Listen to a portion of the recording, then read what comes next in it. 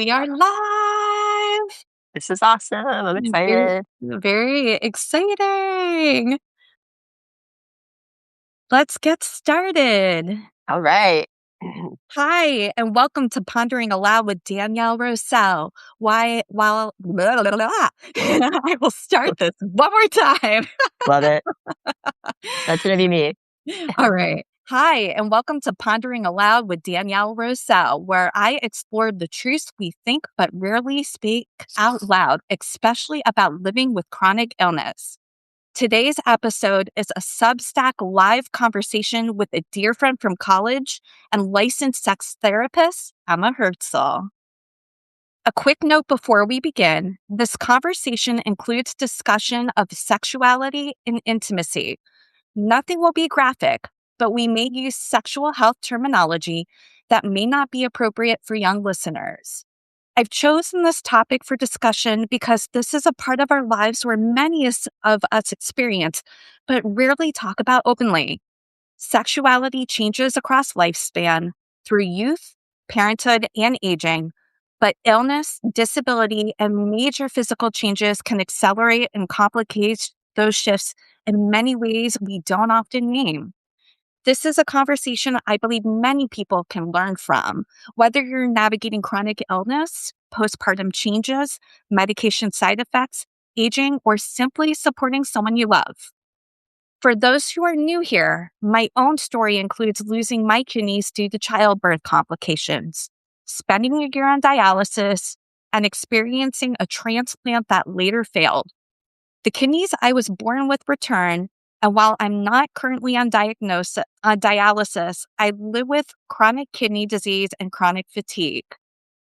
I wanted to speak with Emma, a therapist at Citrus Grove Counseling in Tempe, Arizona, because I've realized I'm far from alone in experiencing changes in libido, intimacy, and body trust after illness.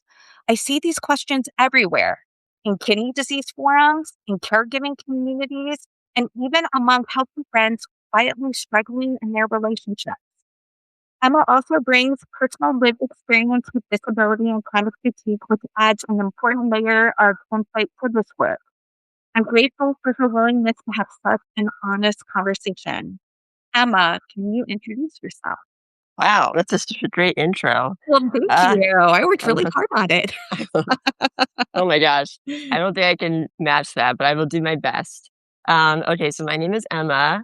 Um, I'm a therapist and a sort of recent sex therapist, sort of a late bloomer, sort of later in life in my career.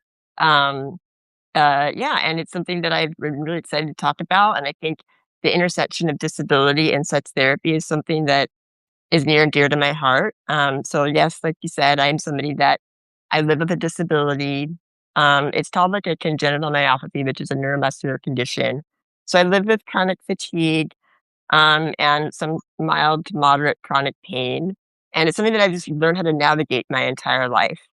And I sort of use my own lived experience a little bit with my clients. I'm pretty open about who I am in just my personal life. And I think being very non-judgmental and being very open with clients as needed and just in my personal life has led me to realize like, oh, this is also an important topic. And as I sort of furthered my career as a therapist, I realized this is something that not a lot of people are comfortable talking about. It's Yeah. something that I think a lot of people have been even afraid to address to their doctors and their own therapists. And I kept seeing it come up more and more and more. And it sort of led me on this path later in life in the last 5 years of my career, more focused on sex and intimacy and relationships. And it just, is such a exciting topic for me to talk about because the minute I sort of bring it up with clients or I address it, there's a lot of excitement of like, oh, I can finally talk about this. Oh, there's finally a safe space for me to address these things. And it is a really important part of living with chronic disease and illness. Um, and I guess we'll get into that as to why, but it definitely is something that I've really enjoyed later on in my career. So thank you. Thank you. You know, just to give some personal, to share why I asked you to come and speak with us. Um, has a lot to do with my story too. Yeah. And, there is this great show on Hulu called Dying for Sex. It's also on FX. So good. And yeah, it was really good. And it's about a woman dying of cancer and her friend and how they, you know, chronicle like her experience dying with cancer Yep. through sex and how she leaves her husband and ends up going on these amazing sexcapades when she got sick. And, normally when people get sick, their sexuality, kind of diminishes a bit. And Mhm. instead, hers ended up just exploding. Yeah. And it's a really wonderful show for those who haven't seen it. But I honestly was quite jealous when I watched it because I came into kidney disease through an acute kidney injury, and Mhm. it impacted my libido and my sexuality, which has been really hard. For And sure. I don't find a lot of spaces to talk about it. And on forums, I do find people will say, is losing my libido normal? What happens with my partner when I don't have the libido and they do? Right. So I know I'm not alone in this. And this is why it was really near and dear to my heart because it's impacted me personally. And I don't think it's talked about a lot. No, it's not, and I think, and I think maybe we'll talk about this later, but, especially when you're living with illness and you have treatments and you're going to doctors, it's not really addressed in a medical setting. Doctors aren't gonna ask you these questions, and, there's a lot of reasons why. Maybe some of it is discomfort, but maybe a lot of it is just how our healthcare system works. We get, what, 15, 20 minutes with our doctor, so they're gonna look at tests, we're gonna look at results, we're gonna look at treatment for your immediate condition, but not gonna talk about the additional burdens of or complications of living with illness that extend to our personal lives or our mental health. And, yeah, and so I think, this isn't talked about, and I think people reach out to other people, reach out to forums, reach out to, doing research because their doctors maybe aren't gonna address these things, and this is what I keep hearing over and over and over again, and I don't know, it's a multitude of reasons as to why this isn't addressed, but it is often not. Yeah, and I'll definitely be asking you more about that because I mean, while we are talking specifically about chronic disease, I think this impacts everybody because I am 42 years old and a lot Same. of my friends are going through perimenopause and Mhm. our sexuality is changing as we're going through perimenopause. And a lot of times I hear it more as, oh, we're not having sex that often right now, maybe once like every couple months. But it's interesting because I think a lot of times it's more blamed on, oh, because we've been together for a really long time or Sure. children. But really, like, I don't think we look at the impact of aging on our Mm-mm. sexuality either. So while I think this is, we are focusing in the realm of chronic illness, this really is a topic relevant to so many different people. Well, they say, everybody eventually becomes disabled at some point in their life. Usually through just aging, getting older, and everybody's if we're very lucky to live a long life, we are gonna go through lots of changes. And intimacy and sexuality can be one of those changes that we have to learn how to deal with. Yeah, there's just a lot of different ways to navigate that. And, part of my job as a sex therapist is to sort of have those conversations with couples and individuals. So, Well, let's jump into it. I mean, yeah, I know we probably some of this might be repeat or like repetitive, but the that's first fine. one is how does age, hormonal changes, fatigue, medication side effect, and pain intersect with desire and intimacy? I know that's a really like big Huge, question. huge question. I think, Huge. my answer to that is, it's individual case by case basis, but more often than not, like you described, medications and aging and disability can have a negative impact on our desire or libido, sex drive, it's whatever you want to call it. And so, I guess it just depends on how you feel about that, because some people can go through those changes and are just like, okay, that's cool. But more often than not, it can follow feelings of grief, frustration, sadness, anger. Like, hey, my body isn't doing what it used to do, and that can feel disheartening, and that can then the disheartening feeling and the grief can then even make the libido and desire even worse. It's like, "Oh, I'm not what I used to be. I'm not interested in doing the things I used to do, or I'm not able to do the things I used to do, so why bother?" And then that is like a negative, lather, rinse, repeat, and things just feel worse and worse and worse. And so, yeah, I mean, the answer is many, many ways it can affect those things. And um, I think figuring out how they impact you on an individual level, what changes that you've been going going through with regard to your medications or changes or disability or chronic disease. Um, yeah, having that conversation with yourself and then with your loved ones or your primary care providers or doctors, as you can, to sort of address those things. But definitely it can impact those things for sure. I mean, this brings me to the next question. Is low libido always something to fix? I try not to think of it as like low versus high. I mean, it is something that just comes up with almost most of my couples. We call it, low versus high or desire discrepancy in a relationship. Um, I think it's something to talk about because low libido can be, again, different for each person. Some people kind of describe it as it used to be high and now it's low. Or it could be the conversation of, I've never really had a high sex drive. Or in issues of chronic disease or chronic illness, once I had this thing happen to me, or I took this medication, or I had this injury or this illness, then it turned into something different. Um, I just think it's something to talk about instead of trying to fit, because I think we put that pressure on ourselves to fit something that just doesn't sound sexy at all. I Yeah. think that makes sense. And so instead of like, where am I? What are my interests? And we can kind of get into more of the specifics of that. What changes have I been through? What sounds fun to me now, or what sounds exciting versus, um, instead of trying to get back to where I was or to get a libido that isn't where I am right now, if that makes sense. Yeah.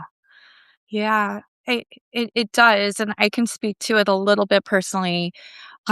I know for me, I ended up going through pelvic floor therapy because when I had the birth complications, it also, um, because of my multiple surgeries, I had multiple abdominal surgeries, Mhm. um, that really impacted my pelvic floor. And the pelvic floor is really essential to orgasm and to libido. And I didn't even know pelvic floor therapy existed until I ended up having a conversation with my doctor. And Yeah, even with pelvic floor, I still have the hormonal changes of the yep, kidney disease, which decreases my like both like drive, but also my energy. So, you know, absolutely. like it's interesting that you don't even call it fix because if I were to say, ooh, through pelvic floor, I'm going to get back to where I was, it wouldn't even really be possible. But it doesn't mean Sure, I can't do certain things to support myself. absolutely. I think it just takes listening to your body, especially like I know that like people who have like acquired disabilities, like versus something that they're born with, they might feel like, oh, I want to get back to where I was. And there might be a piece of like pressure to do that, or, when I think about sex, I only want to think about it in terms of where I was before. And then when I know I can't get there, it can be very depressing or upsetting.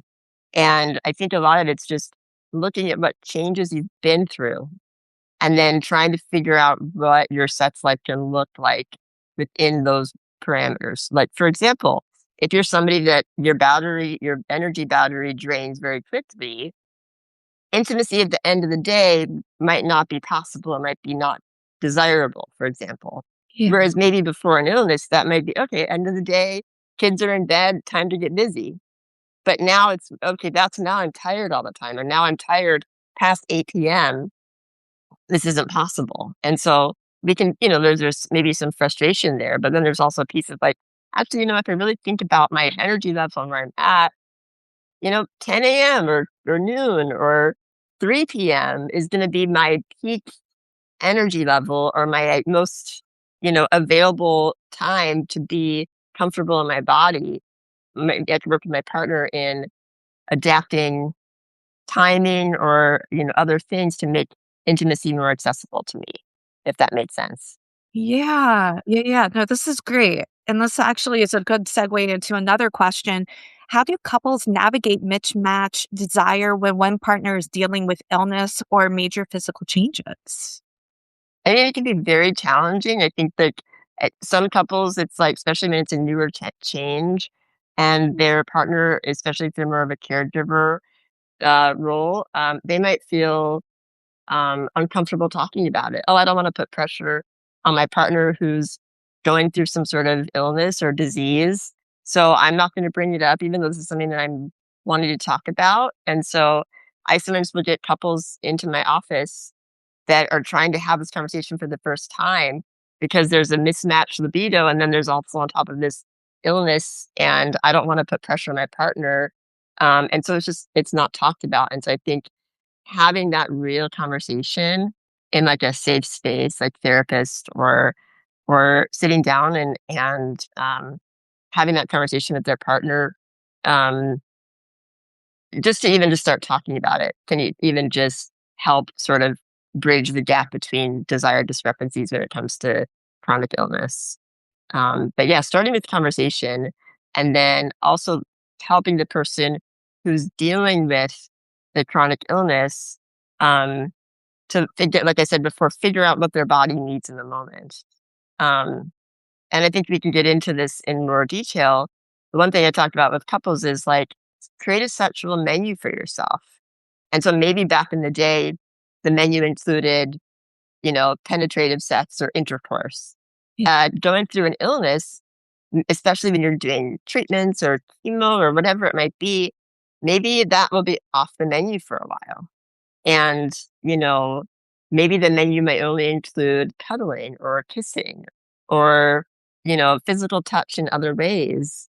And so being able to say, like, hey, look, I don't want to, or I'm not really comfortable, or I'm not able to do this, but I still desire you in these other ways. That can be very relieving and very even exciting to the caregiving partner or the partner that did not go through the chronic illness to go, oh, wow, like actually that sounds great to me because I'm still wanting that intimate relationship with you. And if I know that I'm not going to put that pressure on you in this way, and I know that there are things on your sexual menu, then I can engage with you in that way and it feels like we can reconnect. Maybe not in the way that we used to, but it's possible, and that can be very fulfilling, even to the caregiver, if that makes sense. Sure, sure. It's interesting because when I've been reading some of the forums, some of the concerns have come up that the caregiver doesn't fully understand that I'm not able to. It Yeah, yeah, where so, like and the reason why I bring this up is because the way that you're positioning it is the caregiver might have empathy, but, I've actually been reading on some of the forums where the caregiver from the person who is receiving doesn't like, the person who receiving doesn't feel like there's empathy, it's just more frustration. Does that sure. make sense? It does happen. I think that absolutely. I think there's frustration, but sometimes the frustration is like maybe it is about the lack of intimacy, but it might also just be like, hey, my partner isn't wanting to talk about it with me at all, and so I think having that conversation about what is the frustration. But yeah, I think it can be very frustrating. I mean, we want to honor both sides of what this experience might be. And again, like having that conversation, hopefully with a professional can help navigate that. But yeah, I think having a partner who doesn't understand what you're going through is common and can also lead to the frustration for sure. Yeah. And, I mean, and so you're saying really the conversation is key in this, basically? Absolutely. Because I think mismatched libidos and desire change discrepancy or loss of sex drive can be navigated if we redefine what intimacy looks like in our relationship, and are open to having regular conversations with each other and then ourselves. Like, okay, like yeah, like what am I into right now? What am I able to do right now? That can change day to day, and I think sometimes we define intimacy as penetrative sex or nothing. And so we Yeah. we think, okay, like I don't want to do that. So I don't have a sex drive.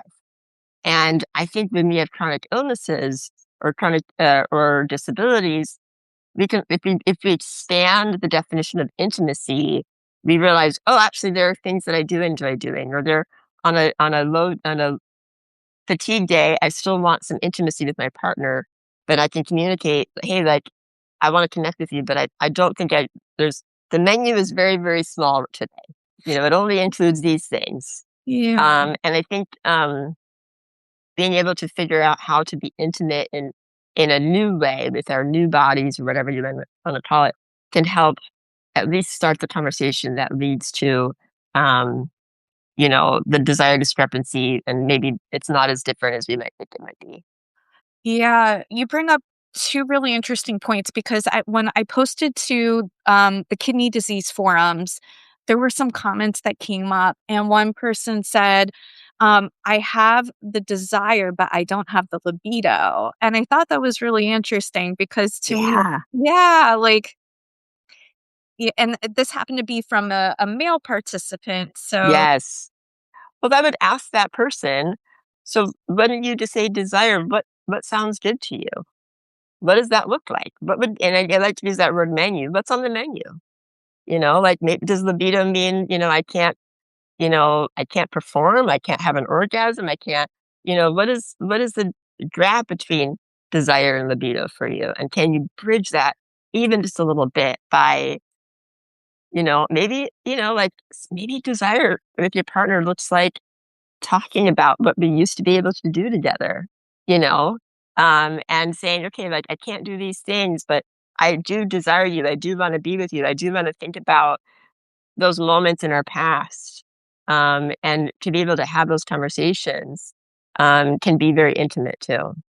absolutely, absolutely. And it was interesting because there was another comment from a participant who was saying, I pretty much try to shut down anything because it always has to lead to sex. And Absolutely. I mean, I thought that was really interesting because, I could see how that happens if maybe in a previous, period that, it always did lead to sex. That might have been a reality. So the brain Yes. in that right way, you know what I mean? Yes.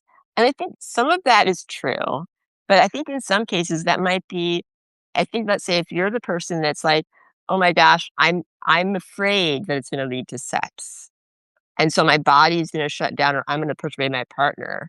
And I think sometimes that partner might have been like, I didn't want to do that. I didn't wanna put that pressure on you." But you I that we go through that cycle of, "Oh my gosh, we're kissing, it's gonna lead to something." Yeah. But if you discuss with your partner what's on the menu and they know that that's you say, "Okay, we're taking penetrative sex off the table," for example. Then the person who's, "Okay, I know it's not gonna go there because you made an agreement that that's off the table for now. So now I can relax into whatever's gonna happen." And the partner might go, "That sounds great to me." Like, I'm okay with any form of intimacy, but if they're shutting it off before because of what's happened in the past, there might be missed opportunities with our caregiver. Absolutely, yes, there might be pressure, but I think there might be moments where our caregivers or our supportive partners might be able to like, hey, I'm fine. Let's figure out how to be intimate in some way. And if that means predetermining that these things are off the table, and then let's do whatever we are able to do on the menu, so to speak.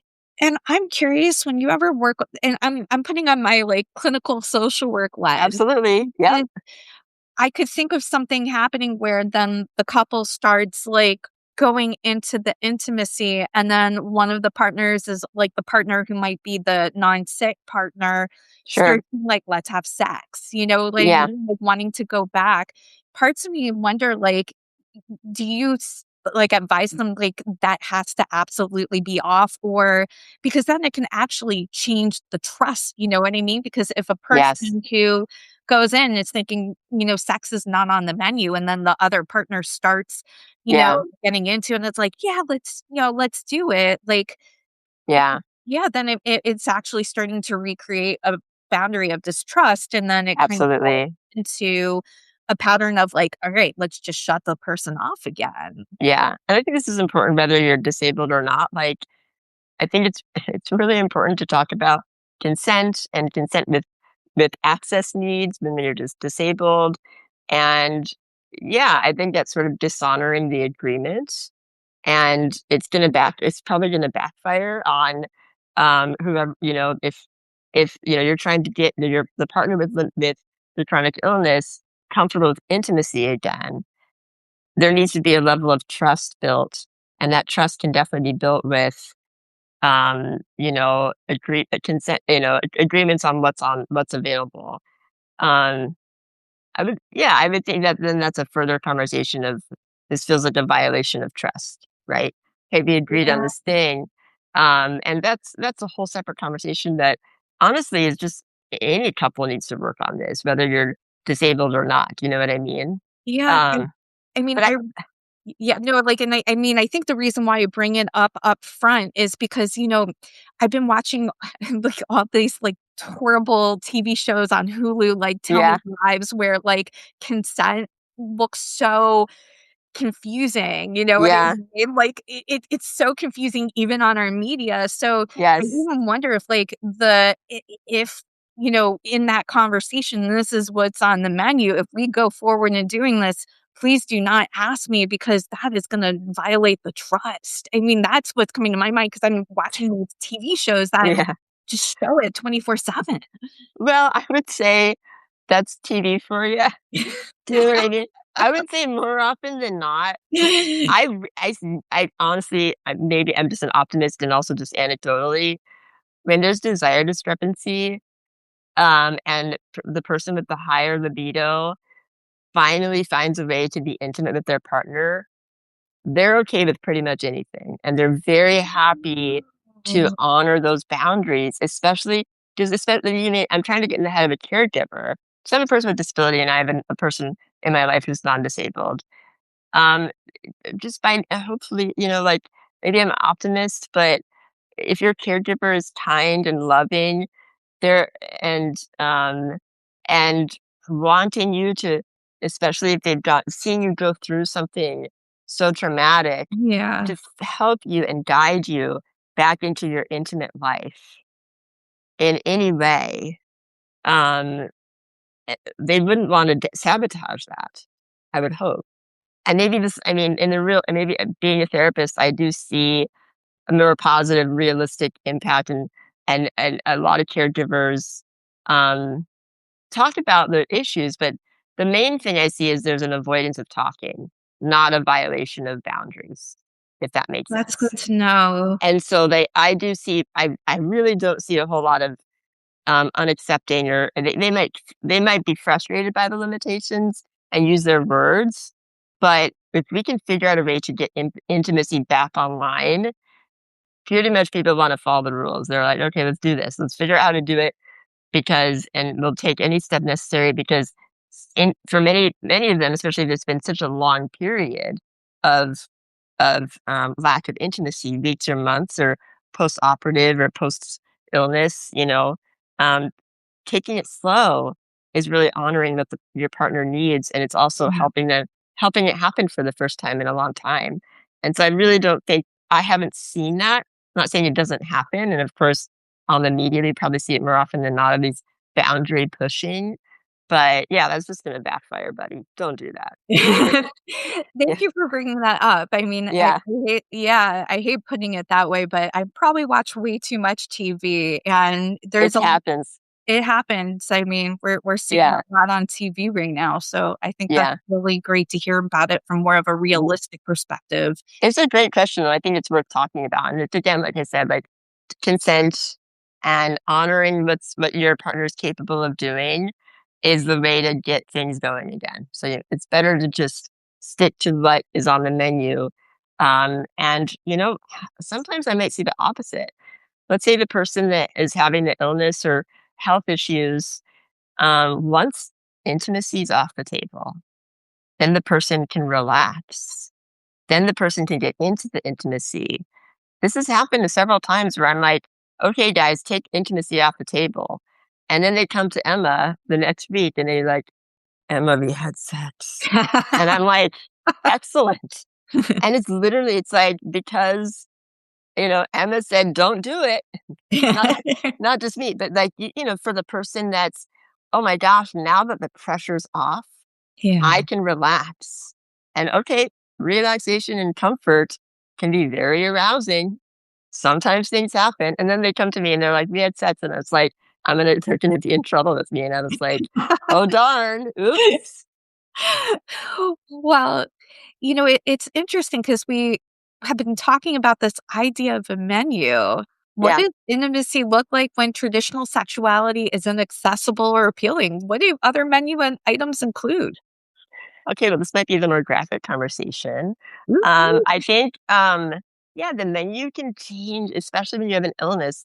Like it can range from, obviously like penetrative sex and anything. It can be, just physical touch. It can be just, mutual masturbation or just oral or just, whatever might feel comfortable for you.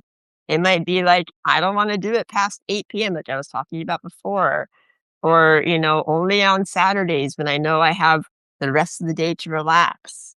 Um, yeah, it can be, especially with, certain aches and pains, it can be only certain positions or, and I know we might get into this in later on, but, having, you know, accessible tools in the bedroom, like pillows or toys, um, any accommodations that are needed to adjust to what your body needs due to your chronic health issues.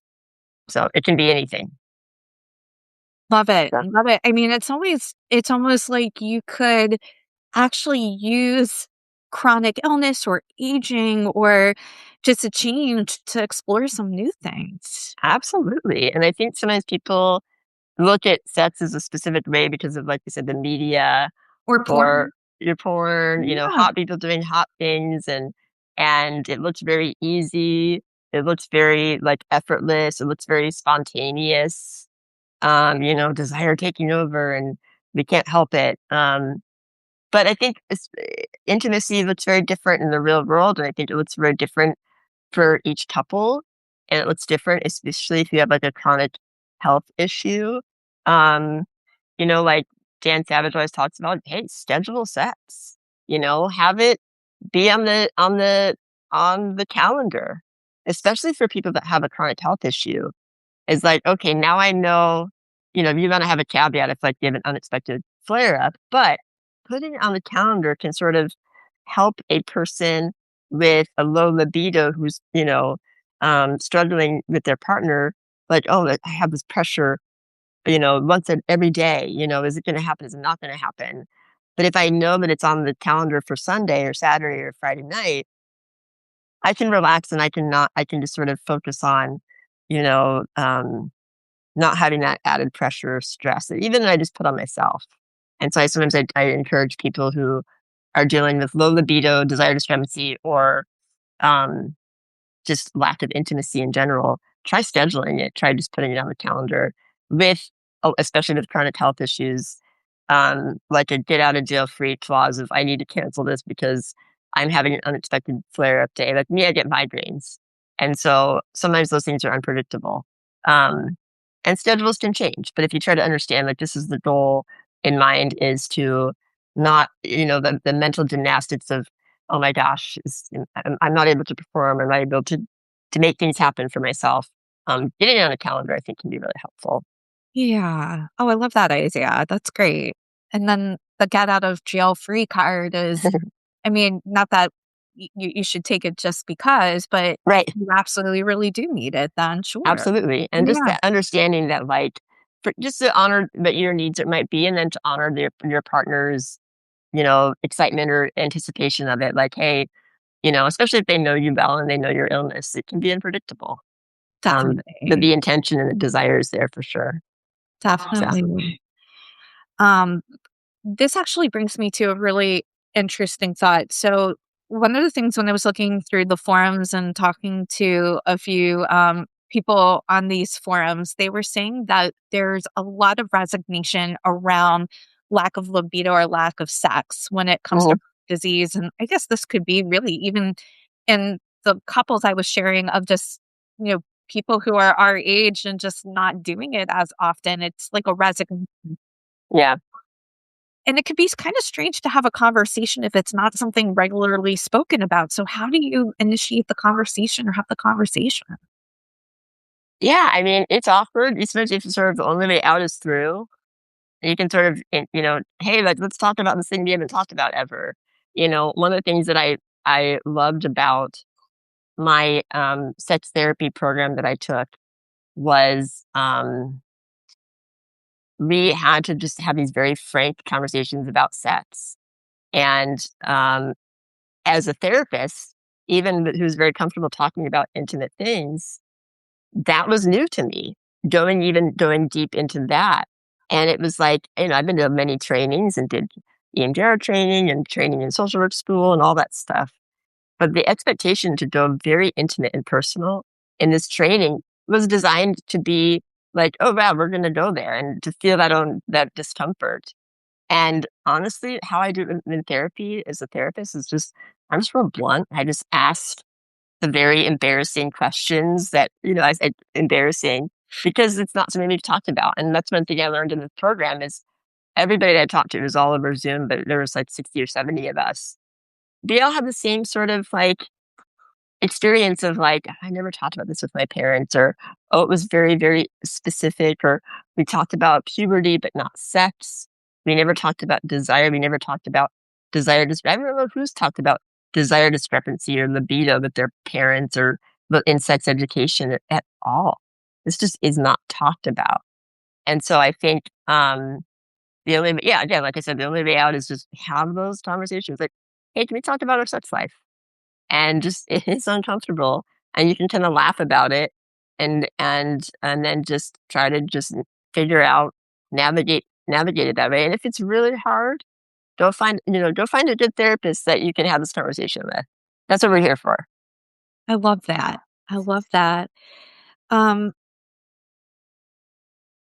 so can you share an example of what reclaiming sexual identity looked like for someone in a body that felt different or unreliable? Maybe like a client example or just a story? Because I think people identify with stories. Yeah, I mean, I don't know if I wanna have a client example in mind. I think this maybe is just gonna repeat what we talked about, reclaiming sexuality. Um After a body changes, I think it's just, kinda like what I said before, is just figuring out where your desire is now versus not necessarily versus then, but just focusing on the here and now. I always tell people to read Emily Nagoski's book, Come As You Are. Okay. And, in the book, she talks a lot about there's a section about desire. And kind of what we talked about kind of at the menu is every person has and can make a list of their accelerators and their brakes. And their accelerators are the things that get them aroused, the things that get them turned on, what they're interested in, what gets them going. And the brakes, like you can imagine, are the opposite. What's a turn off? What shuts the body down? What makes the body not interested and ready for sex? And I think reclaiming your body when you go through a change is revisiting those lists on a regular basis. Like, oh wow, like I'm in a lot of pain, so my breaks list is very, very long. And my accelerators is almost nothing. But maybe in 2 weeks, or if I really focus on healing or do my exercises or what have you, I'm going to work on some of these breaks, um, if there's anything that can be done, if that makes sense. Sure. Sure. So it's But like the constant like revisitation of the body and then how that relates to intimacy either with yourself sure, or you're with your partner. sure. And some breaks aren't going to be changed. Some of those are just, part of part of our kinks and interests. But many of them, if you have a chronic illness, can be things that are, you know, can be worked on or addressed through our doctors, through our, like something that like you said you did, like working on your pelvic floor. Like, oh, I have a lot of pain or tightness, or the things are very painful. Some of these things are um, things that we can work on, and figuring out what on the list is something that can be addressed, if that. And I try to help clients figure out what those things might be. You may never be interested in certain things, but there might be things that can be addressed. Yeah, well, this is actually a great segue, Yeah, how can people advocate for their sexual health within a medical system that often ignores it? I mean, you know, so it hard. especially, I feel I know with kidney disease, you pretty much talk to your nephrologist about your numbers and then Yep. what to do, but, um, yeah, it's sadly quite often ignored, and what would your Yeah. recommendation be? I mean, it is. I'm more of just like going to commiserate with you. They're not going to talk about these things. They're going to probably provide you with referrals. And then there's the sort of more greater view, especially with people that are born with a disability, of like people with disabilities or people's limitations aren't seen as sexual, aren't seen as desirable, aren't seen as like people that should prioritize their sex life. And maybe even this happens when you have illnesses or chronic diseases you acquire later in life. I don't know if this is the case, but maybe doctors were like, this should not be a priority. You need to be focusing on all these medical things and take care of all these things. And they're gonna in their head put that on the back burner, especially if you're somebody who's in active treatment. Why is this important? You need to wait. Let's get these numbers better. And then like I said before, they got 15, 20 minutes with you. So they're going to cover what's pertinent to them, or what's pertinent to what's on the chart, and they're not going to be able to address those things. And maybe even the best ones might just spend a little bit of time with you, but then they're going to recommend a therapist, referrals to people to address anything mental health related. And so that's what's probably going to happen, even Yeah. with the best ones. I will say, I mean, just from personal experience, I have gotten referrals, but I've had to advocate for better referrals personally. Yeah.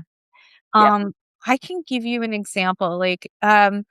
Initially, the pelvic floor referral was more for, it's common after pregnancy to have leakage, and especially add kidney disease on top Yeah. of it where you're not urinating. Yeah. It's, I bet. yeah, everything compounds. But the sexuality piece actually came out when I was working with the pelvic floor therapist, and that's what then demanded the increased need for pelvic floor therapy beyond that. Great. Great. So that's an example. And then, that made me recognize I needed to advocate for more pelvic floor Yes. because that was the person who would be willing to talk to me and be in the room. Yep. Another example is even I'm not trying to stereotype against male OBGYNs. They can be absolutely great, but it's the female OBGYNs who are like, hey, you might want to look at increasing your estrogen and let's Mm, see if we can work with your nephrologist on this because they're the ones thinking on the sexual side. So sometimes it might be frustrating because yes, there is someone who ignores it, but it might be just getting the right referral to the person who's not. absolutely. And I think what you're doing is really good, which is, and I think I recommend people to do this. Obviously, it's like the internet can be a scary place, but also join the forums, join local groups. If you have an illness that has a community, especially in your area, ask, hey, who do you guys go to see about these things? Because you might need to advocate, and your doctor might not have the best specialist for you. And I think pelvic floor therapy is great because a lot of pelvic floor therapists work with people that are having sexual health issues. And so I think that, to me, that makes sense that your pelvic floor therapist would be the person that would be like, hey, let's talk about these other things, Yeah. because they see that more often than maybe, like a kidney doctor might address those things, if that makes sense. Well, and I mean, to my doctor's credit, I was in the emergency situation where they were just trying to get me initially healthy Yeah. because I came to kidney disease through an acute kidney injury. Yeah. So, like, I could see why initially it was like survival mode, eventually transitioned 100%. to the sexuality.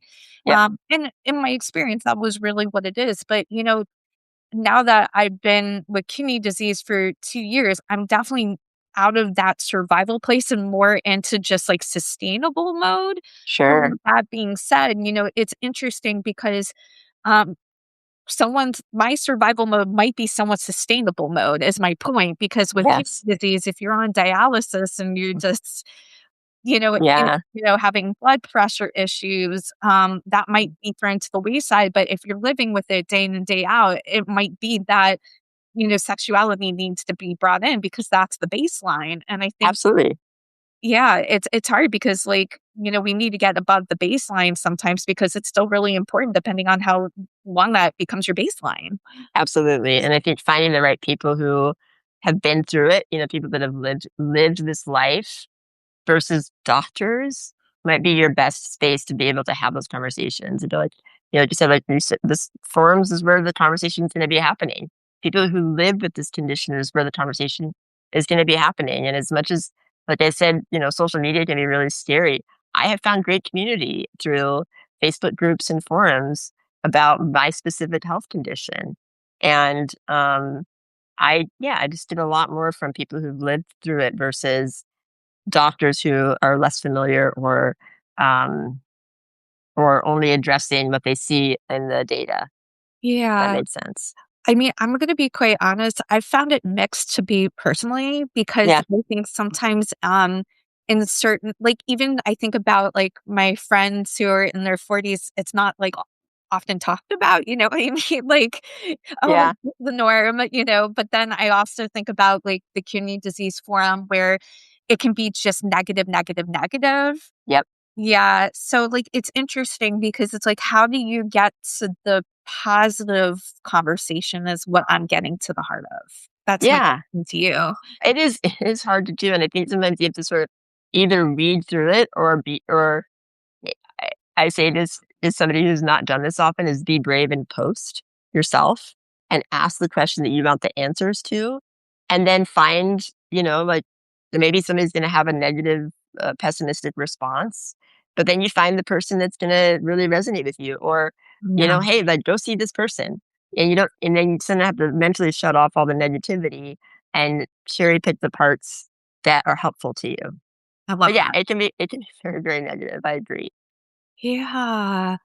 Well, what do you want people to take away from this conversation? Oh gosh. So I hope that they take away like um a couple things like that it is a conversation worth having.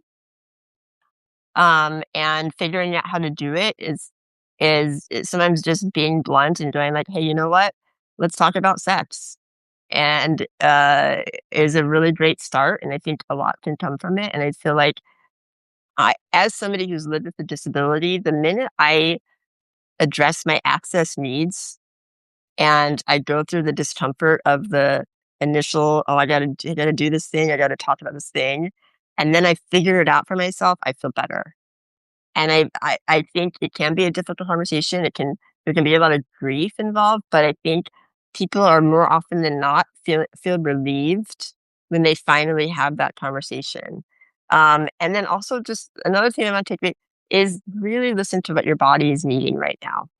What are the things that you need? What is your body telling you? Where does it hurt? Where are you feeling the most fatigue? What time of day are you feeling the most fatigue? And then how can you figure out how to include intimacy in a way that honors what your body needs? Yeah. Yeah,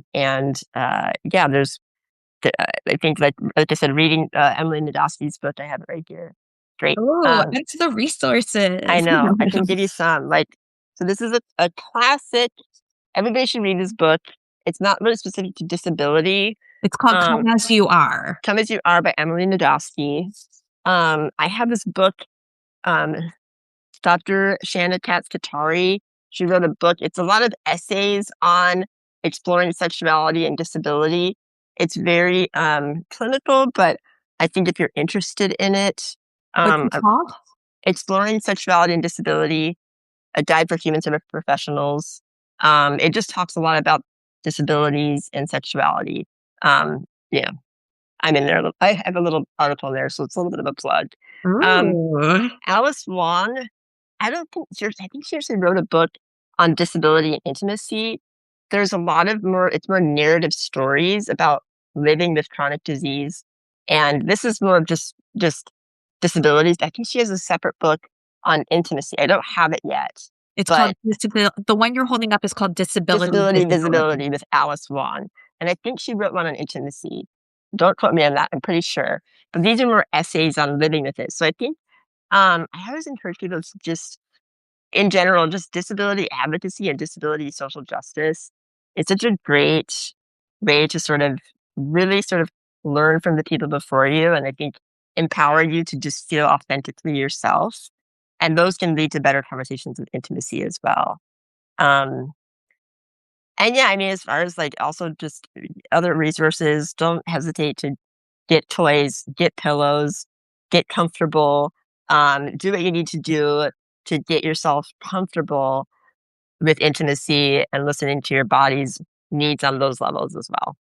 I love it. I love it. And thank you for these resources because Yeah. unfortunately, I think with people with living with chronic diseases, some of us are on social security disability income. So, Yeah.